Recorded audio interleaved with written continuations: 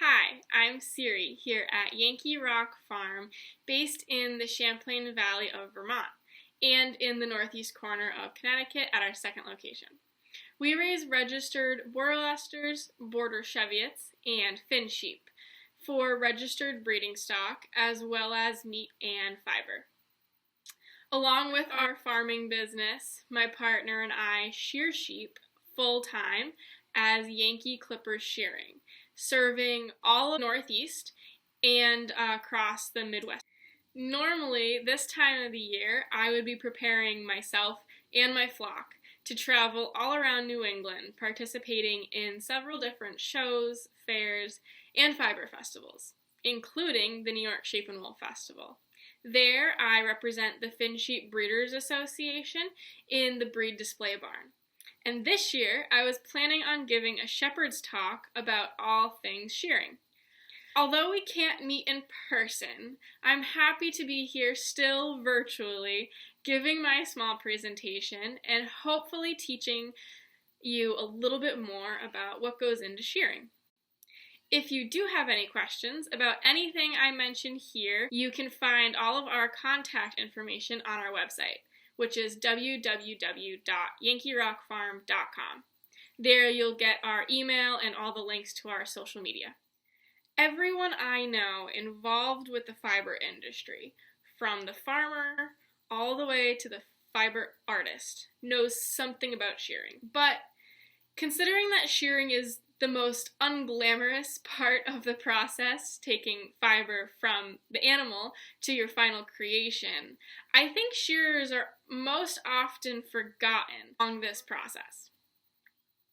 Hopefully, I can break it down for you here a little bit better, whether you're a spinner, a knitter, or anyone who's just interested in how this works.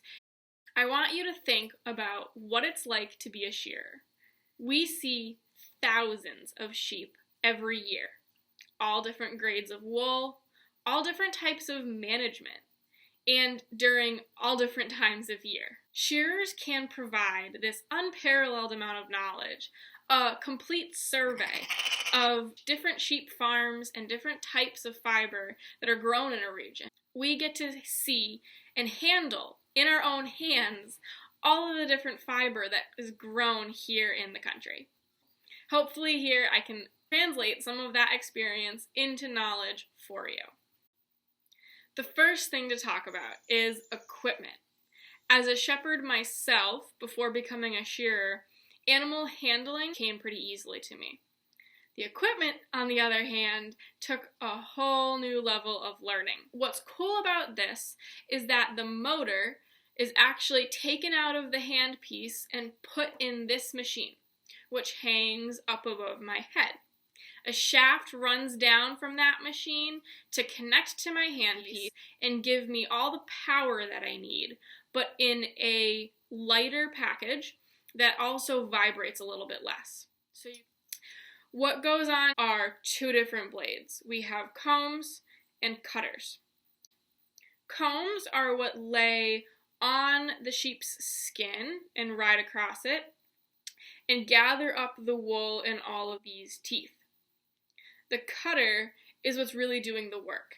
That lays on top of the comb and slides back and forth to cut the wool off, which has been gathered up by the comb. And every fiber requires different combination of comb and cutter. So along with being able to handle animals well, shearers have to understand their equipment top to bottom, forwards and backwards, and be able to make adjustments and changes on the fly. Not only is our equipment very unique, but we also have a pretty cool set of attire that we'll wear on a typical shearing day. Now, that's not to say that you can't shear in a pair of jeans, an old t-shirt, and some muck boots. But when you're getting up to numbers of 50 or 100 sheep in a day, this outfit, specifically designed for shearing, will really make a difference. The first piece is the singlet. It's just a normal tank top, but what's unique about it is how long it is. If you stretch one all the way out, they'll get almost down to your knees. This is so that when you tuck your singlet into your pants and then you stay bent over to shear all day long, your shirt's not going to ride up and expose your back. But it actually helps your body regulate its temperature better, which in turn keeps your muscles from cramping up and getting really sore. Next is pants. Pants, I think, are the least important part of the outfit. There are special shearing pants, but the most important thing is just that they're not baggy. If you think about what a shearer's doing on the most basic level, they're working with their legs to hold that sheep, and they're working with their hands to move the shears around the sheep. If your pants are wicked baggy, they're going to get in the way. The last piece of the outfit are moccasins. There's just a basic piece of leather or felted wool that's folded around to make a nice little slipper with some pretty long laces. Moccasins serve 3 basic purposes for a shearer. First, they keep their feet flat on the ground, and more importantly, your heels flat on the ground. Elevating those heels and being bent over in the shearing position will do a lot more damage on your back.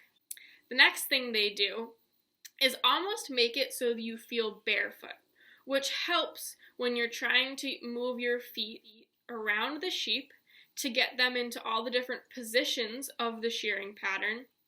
Our toes and our knees are doing a lot more work than our hands are to control the sheep and keep it comfortable. Lastly, grip. When you move a couple thousand sheep over a piece of plywood or any type of shearing board, that can get slick. So, the moccasins help us get a better grip on the board just by design of the material. We provide all of our shearing clients with a list of general guidelines. The first and most important part of this preparation is fasting your sheep. Now, we get a lot of pushback on this, and we've heard all the questions from people wondering if it's safe or humane to keep feed away from animals. And the answer is absolutely yes. Fasting sheep is actually part of keeping shearing safe for the shearer and the sheep. A sheep's stomach contains 4 compartments. The largest compartment is a lot larger than a human stomach. It's not just bigger, it's also a huge fermentation vat that naturally contains a lot of liquid, a lot of semi-digested feed, and a lot of gases. If your sheep has a full rumen, and then they go into shearing, it's just not comfortable. So there are different recommendations of the amount of time that sheep should be fasted. Our general rule of thumb, because we're shearing in a lot of different situations throughout the year, is at least 12 hours. There are some situations where you want to rethink fasting times. The 2 groups of sheep that you'd want to consider this for are late gestation ewes, which are females that are pretty close to their due date, so they're very heavily pregnant, and lactating ewes that are making a lot of milk and supporting lambs. These 2 groups of sheep in that stage of production are a little more vulnerable to metabolic diseases, so we might suggest a shorter fasting time for them, or reconsider time of shearing if we're really concerned. But besides that, mature rams, dry ewes, and a lot of lambs are totally okay to be fasted of all types of feed, grain, hay, and fresh grass. There is some research out there about what's safe, and there are some really handy resources about suggested maximum and minimum fasting times. The next most critical piece of preparing for shearing is making sure that the sheep are kept dry. We are working with electrical equipment. It's just not safe for us to be running these machines through wet fleeces. Next, it's really important to have sheep penned up before we get there. It's not that we don't want to help you or that we're not really good at working with these animals, but your sheep will be so much less stressed if they're working with you or any of your farm hands, dogs, or even 4-wheelers before we show up. Our next suggestion is about the actual shearing surface. We do travel with plywood that we can shear on, but for biosecurity reasons, we suggest that every farmer provides their own piece of plywood. We like to keep all of our equipment clean between farms, and we're happy to do extra sanitization for anyone who's especially concerned about biosecurity, but there's simply no way to sanitize wood surfaces. So, plywood isn't too expensive. If you get a piece for shearing, tuck it away until the next time your shearer comes. It'll last years. Lastly, have yourself a shearing broom and plenty of bags ready to bag up your fleeces. That broom makes cleaning the board in between sheep much easier, and bags that are ready to go help keep shearing day moving quickly and efficiently.